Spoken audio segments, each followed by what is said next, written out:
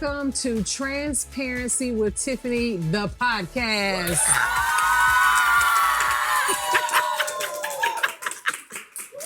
Y'all so hype, y'all just make me feel so good. Today's episode is very special. I have somebody very special with me. She is my mentor, my pastor, my safe space, the land, my person that she wake up and I done text her at 4 o'clock in the morning. Can y'all help me give a round of applause for the pastor, lady, Leah, and Leah McNair? Whoa, my government.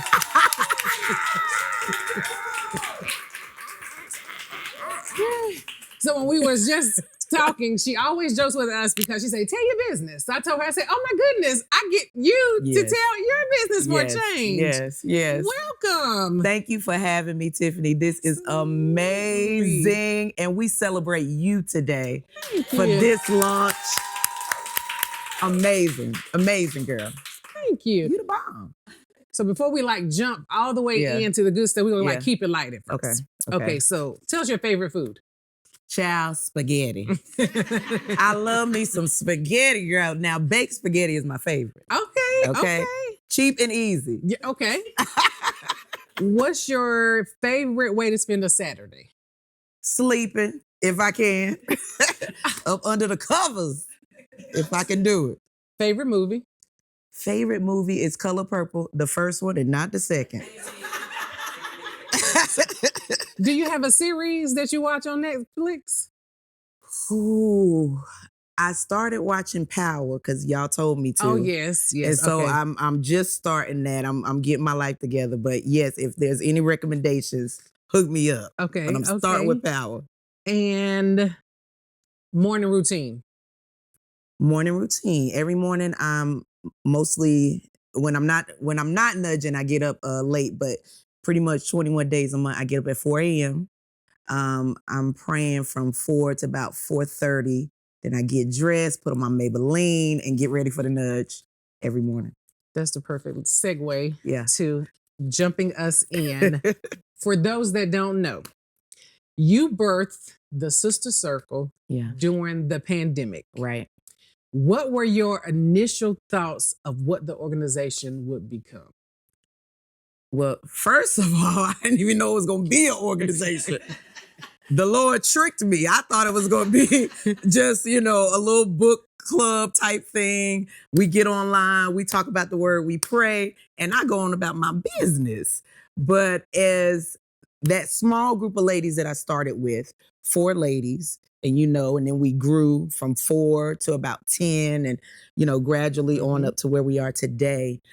It has become an organization organically. Right. And so I think that is the God thing right there, where you don't think something is going to be as huge as it becomes. Right. Because in the beginning, you're just being obedient. Right. And that's where I was, just being obedient, and boom. Here we are. It. Yeah. There may be some people, like my cousin here in the audience, she just moved here recently from New Jersey. Yeah. She doesn't even know what the Sister Circle is. So let's share. Okay. So the Sister Circle now is a 501c3 nonprofit organization. We are a group of women who build one another so that we can build strong communities. And so we are, just what the name says, a circle of sisters that come together. We build one another. We serve the community, and we serve God together. So that's what we are. Okay. Yeah. This year, 2025, is year number 5. Year 5. Do you pinch yourself? Child, I done pinched myself, smacked myself. What is going on here, God? 5 years. So what do you think about the lives that you're impacting? Can I be honest? Yes. I'm overwhelmed. And sometimes it gets wow, Lord, I don't want to disappoint you. Wow. As I'm trying to, minister to women. And God never lets me see the full scope of the impact I'm making. And I think that is how he keeps me humble. Wow. You know, people say, man, do you know I saw you on here? You did, child? Yes. I didn't even know. Yeah. And I think he hides that from me so that I can stay focused on what the main goal is, and that's bringing him glory. That's good. So yeah, you know, sometimes it's good that you don't even see your full impact, but if you know you're being obedient, you are making an impact somehow, some way. But you know, every now and then I'll open my ears to hear what people have to say about how it's blessing them. Yeah. And it keeps me going. Yeah. It really does. Yeah. It's my why. The women in the sister circle are my why. Yeah. Starting with you and some of the ladies in the audience today. You're the reason why I keep going. Yeah. So my sister and I did a segment and we talked about that, about the Fisher Projects. Yeah. And how in my mind, and this is when I first met you. Yep. And so people may know our story. People think that pastor, that I came and that I didn't know you guys, and people don't realize that. That's right. And so, but in my mind, when I became a forefront lady, I was going to start a nonprofit when Trey graduated from high school. That's right. And you was like, nope, we doing this like right now. Like at this very moment. I was like, I am? And you are. So, and you are. And you did. And I did. I was like, okay. Yeah, and killed it. Yeah. And killing it. Have you always knew that inspiring women was what you were called to do? Yeah, I believe that God has anointed all of us with gifts, and I think I'm a pusher. Yes. Every woman needs a pusher in her circle. Yeah. You know, we got enough of people saying, "Whoo, girl, don't do that," or you know, that's too big. Are you sure? You need somebody in your circle that believes in you almost more than you believe in you, that can see something in you that's not evident yet. And I think that's why I wouldn't let you wait, because I saw something in you that at that moment you didn't see in yourself until you stepped out and started. Yeah. Because you would have waited. Oh, definitely. Yeah. And at that time, Trey was like an infant. No, he was. He was like 10. Yeah, you talking about when he graduated? Girl, yes. Bye. No, ma'am, Pam. Yes. Yeah. We always put, when God gives you a dream or a vision, or he gives you something that you see in your spirit, you know, the next question should be, now God, when? When do you want me to do this? When, you know, what is the timeline of this? And most time he ain't gonna say when Trey graduate. Most of the time he's giving it to you because it's something that the earth needs in this moment. And there's people waiting on you to say yes. That's good. Yeah. Ladies, do you guys have pushers? Everybody got pushers out there? I know that's right. You need a pusher in your circle. You have been an evangelist for practically like all of your life. Yeah. So you started preaching when you were 14. Mm-hmm. People automatically think that because of that you have always have had your voice. Right. Have you? Right. No. And my first lady is in the audience today. And she knows when I started preaching at 14. She watched me. And I started preaching. I was bootlegging at 14. Let's start here. I was bootlegging at 14. Then my pastor licensed me at 16. So a lot of my voice was a combination of those that were around me mentoring me. So, you know, I realized that my voice changed as I grew and matured. And my message had more grace in it as I grew and matured. Because at 14, you ain't done nothing. You ain't made no mistakes. And then bam, 18, life hit me. Met a couple of dudes, did a couple of things, dropped it like it was hot air, did something, got out there and tried to, be in the world. Yeah, life experiences changed my message and grew my voice into what it is today. But I think that even now in my 40s, I'm really now just landing my voice and who I am. And many sisters will say that, like, when you get in the 40s, what happens in the 40s, baby? It's like, and you get free. Yes. I know who I am. I'm like, yeah, okay. This is me. And this is the message I want the world to hear concerning God. This is the package I want to bring it to the world in. And I'm accepting that. And I don't have to be like anybody else. I can just be me. That's good. Because, God can't anoint who you pretend to be. He's got to anoint the authentic you. And that's what I'm learning in my 40s. Just be me, and who I'm for, and who I ain't for, child, go on ahead. Yeah. You know, but who I'm for, I'm for. Yeah. Yeah. And that's one of the things that I am learning is that how to be me. Yeah. Like you when you hit on that, like that really like struck with me. Yeah. Because, and I'm 50. I'm in my 50s. And you look good. Okay. You're And looking good. I always say that, like, I feel like I started late. Like I'm playing catch up. Yeah. And learning still finding my voice again. Yeah. Is this season that I'm in. Now that's a big statement. Yeah. Because it happens in phases, right? Yeah. You find your voice at one stage in your life, then you find it again after something else happens. Yeah. You find it again. It's not like a one-time thing. Yeah. You're finding your voice again. Yeah. Yeah. This is a part of it. Yeah. Finding your voice. Yeah. Ah, this is a part of it. Yeah. Because women need these safe spaces. And we need these spaces where we can be vulnerable because we hear another Black woman be vulnerable.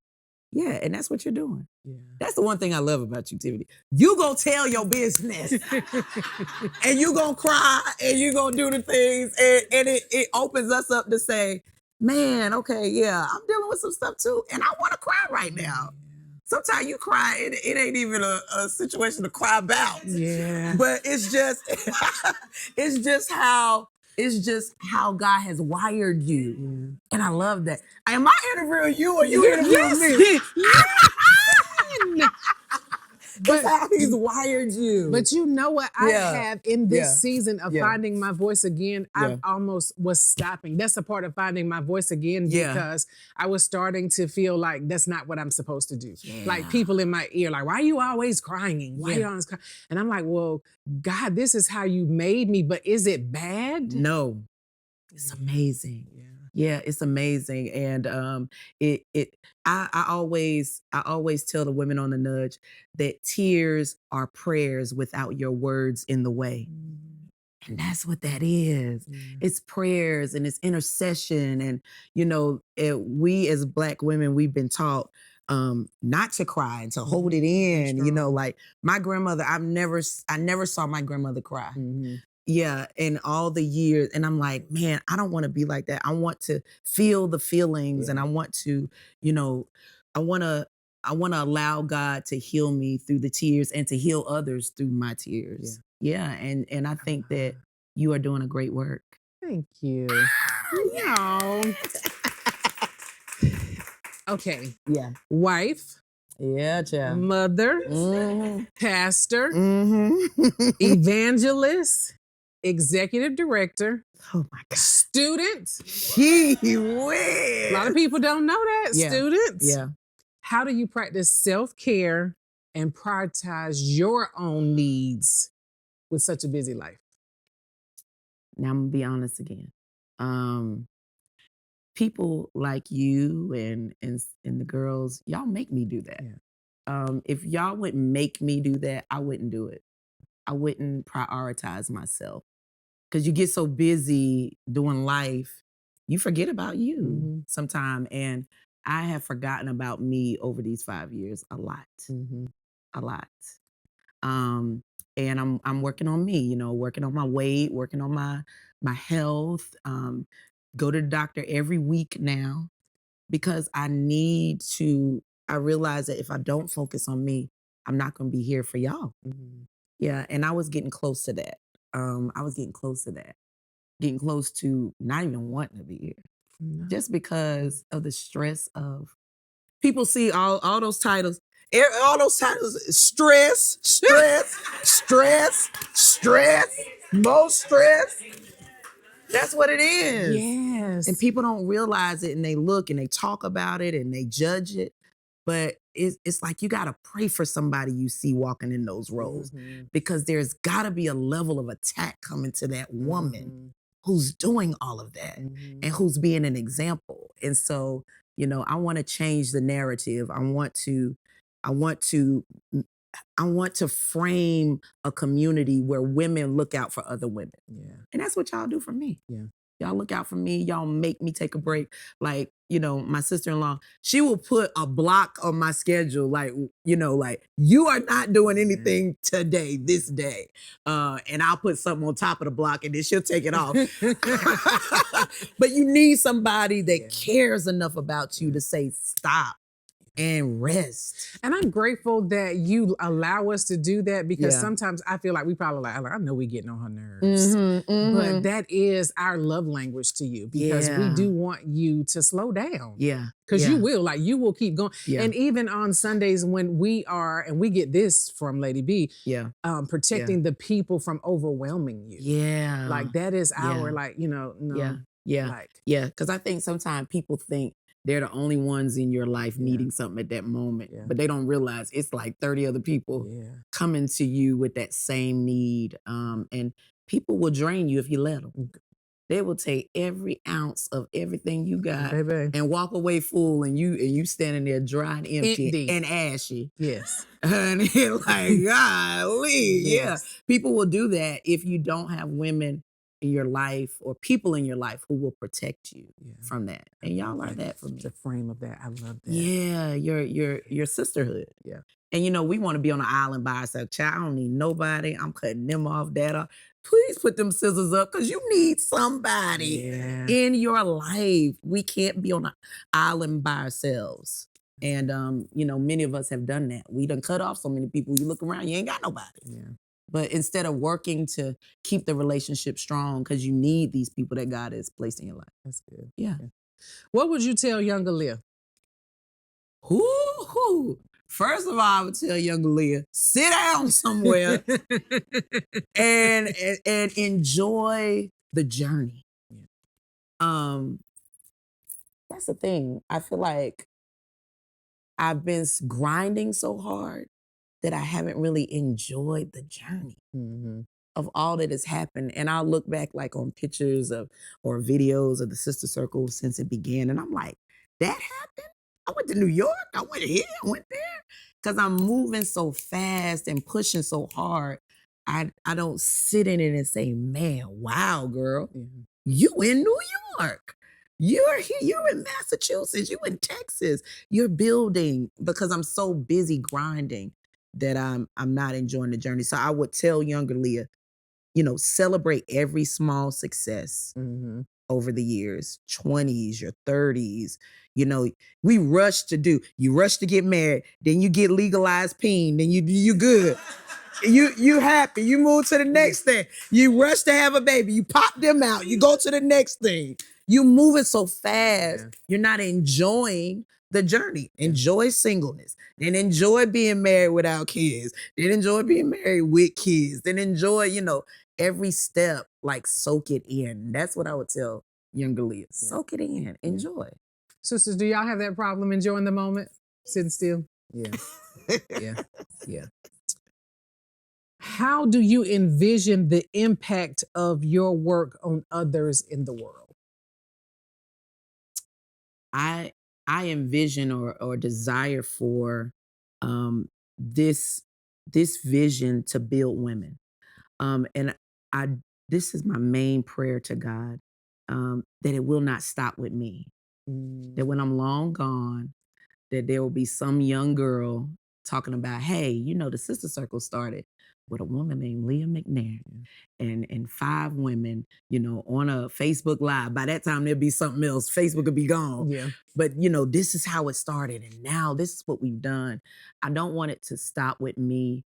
And I envision if this vision will cause people to know God and make him known, I've done my job. I've done my job. And that has been my prayer. I've been really just seeking God for this next wave of the Sister Circle. God, focus me in on what matters. People knowing you and making your name known.